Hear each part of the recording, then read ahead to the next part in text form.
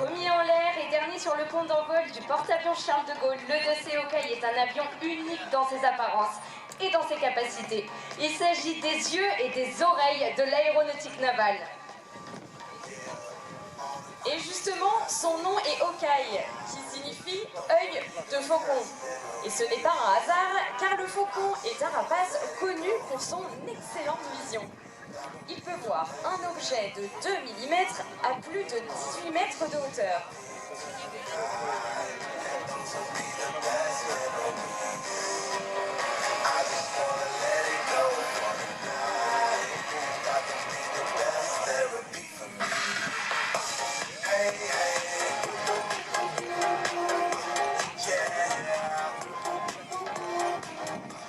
Alors que le 2C Hawkeye revient juste en face de vous, laissez-moi vous dire que la Marine nationale en compte 3.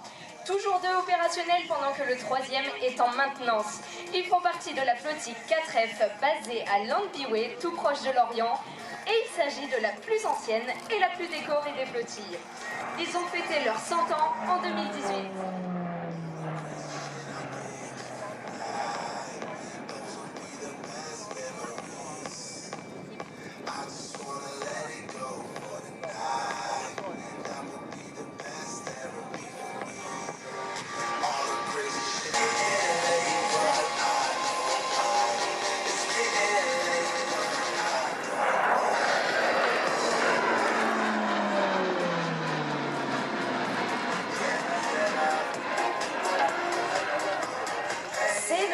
Aéronef a décollé du porte-avions pour faire un point de la situation et analyser qui est présent dans la zone, amis ou ennemis, de façon à établir une stratégie et protéger les rafales d'éventuelles menaces au cours de leur mission.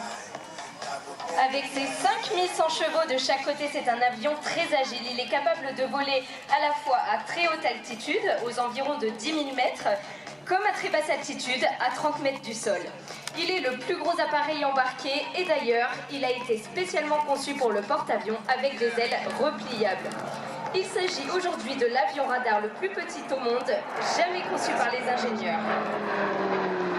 Et il est également le plus lourd au catapultage et à l'appontage.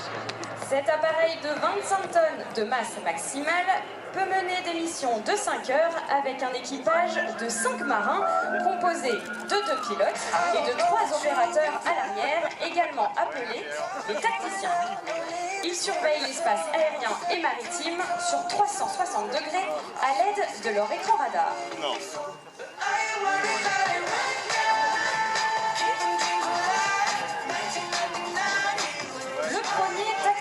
Qui se trouve dans la tranche arrière, c'est l'officier radar. Il est en charge de tous les moyens électroniques et du radar de l'aéronef. Le deuxième, installé au milieu des 2 autres, c'est le chef de mission, également appelé SICO. Il est le patron de la mission et il gère notamment l'ensemble des communications, à la fois avec le chef d'état-major, le commandant de bord et prend les décisions importantes. Le troisième